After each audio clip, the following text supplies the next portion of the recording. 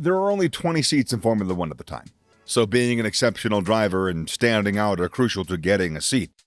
And once you got it, now comes the work of delivering and ensuring that you stay on top of your game.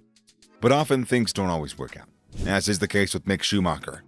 Well, his luck has not run out, as there is a great chance that he'll be back on the grid next year, so yeah, tag along as you find out more. Formula One is a high-stakes, high-pressure environment that requires a unique combination of skill, talent, and resilience.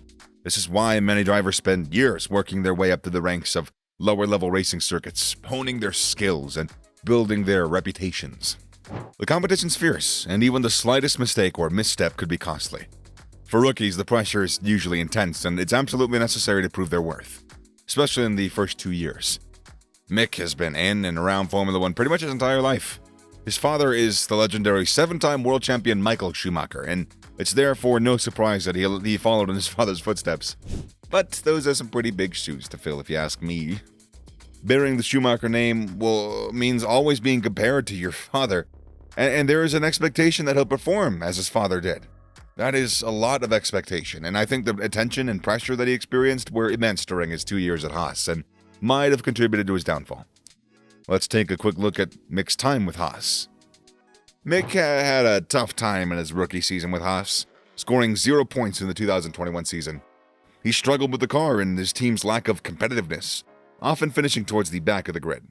In 2022, Haas replaced Nikita Mazepin with Kevin Magnussen as Mick's teammate.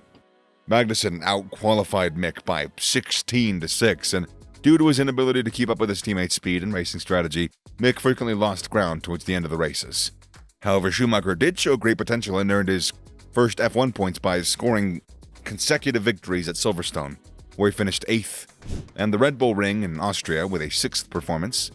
He also engaged in battles with Lewis Hamilton and Max Verstappen. Regarding concrete outcomes, however, that was it for the remainder of the year.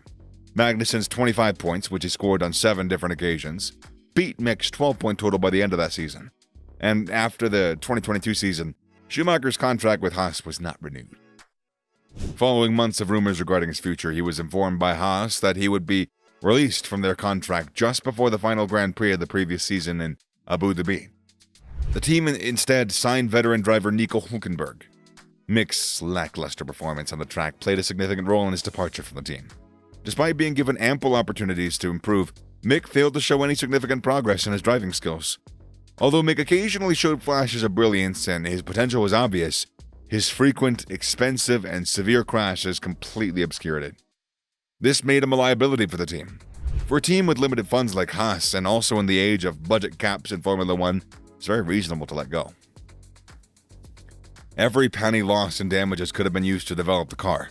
Haas needed a driver who could not only help them save money, but also contribute to their success on the track. And unfortunately, Mick was just not the man, wasn't it? Haas team principal Gunther Steiner said that there was no other choice than to let him go. Mercedes team principal Toto Wolff didn't believe that Mick had received a good vehicle at Haas, and knowing his potential, he didn't waste any time in extending an offer to the German to fill the position of reserve driver at Mercedes. Regarding Mick's treatment by Gunther, Wolff added that Gunther would have treated Mick better if his father, Michael Schumacher, had been present in the paddocks. Wolff said, "I'm looking out for the little one. I can only say that his parents did nothing wrong in bringing him up. And I claim that if Michael had accompanied his son during the 2 Haas years, Steiner wouldn't have dared to treat Mick like that." Of course, Gunther had something to say back. He said, "What I have to say is, if my father would have been around, Toto wouldn't have said the things he said." He added, "It wasn't easy. It wasn't easy to manage that one because there was a lot of pressure from outside because of his last name. Then, obviously, he had the big crashes, which was very difficult to manage as well for the team because it was big damage. Which, again, you need to refocus your budget on different things. And especially now with the budget cap, you need to invest money in performance. Wasn't easy, but racing isn't easy. And coming up for young guys in Formula One is very tough. And nobody deserves to be in Formula One. You need to perform." This year, Schumacher anticipates that his accomplishments in the F1 and his junior career will speak for themselves when considering a potential return to the grid in 2024. Here's what he said. "Well, there's obviously no guarantee that I return to the grid in 2024, but I'm in a comfortable position where I feel I can learn and I can extract the maximum from this year, even though I'm not driving.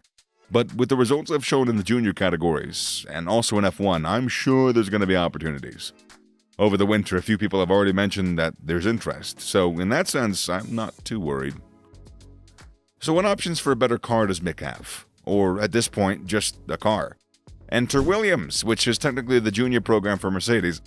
Currently, the Williams drivers are Alex Albon, who is not on his first rodeo in Formula 1, and Logan Sargent, who is a rookie. That's kind of ironic.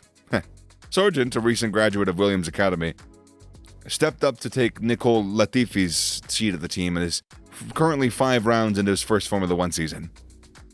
Recent races have featured some tense moments, such as crashing out of the Baku sprint shootout qualifying session and colliding with Nick De Vries late in the Australian Grand Prix.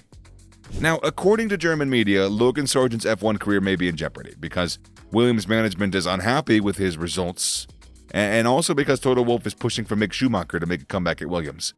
Wolff is rumored to be enticing his former colleague, James Vowles, who is now the team principal at Williams, to have Mick take over Sargent's seat. Sargent and fellow rookie De Vries of AlphaTauri are the only 2 drivers without a point this season, and with the talks going on about De Vries being replaced if he doesn't improve, it's really not hard to imagine that Williams would replace Sargent if he doesn't perform as well. And knowing how much Toto cares for Mick, if he wanted them at Williams next year, that could be possible. It's interesting to think about the potential changes that could happen in the middle of the season. It's possible that we could see a mid-season change at Williams, right? But do you think that's possible? Let us know in the comment section down below. And there's the question of Lewis's contract with Mercedes, right? It's hard to say when that's going to happen, but it's clear that both he and Toto are taking their time with negotiations. Both have been talking about signing a new contract, but that hasn't happened. And yes, I know it's still early in the season, but if it's a sure thing, as they say, I think it should have happened. If a new contract isn't signed, could that mean a potential Mercedes seat for Mick? In the meantime, Mick is away from actively racing. He has time to reflect and watch from the sidelines, seeing what went wrong, what he could have done better. And with the lessons he gets to learn, he could become a better driver. And his desire to become a better driver was evident as he spoke about the approach that he's going to be taking this year. He said, "I'll probably take a very similar approach. I'll probably be going into the weekend thinking that if I was going to race to keep myself sharp, but also because it was a very different year, I'll try to see what I can learn from it, take away from this experience, and be as much of help to the team as I can be. Partly because I have the experience of driving, but also because I have the mentality that I know how it is to approach a weekend. I will for sure be keeping the same approach and keep that excitement at a high." It remains to be seen if he's going to get a seat next year. He's very hopeful and almost sure about having one, but this is Formula 1. Anything could happen. We're just going to have to wait to find out. So do you think that he should get back on the grid next year?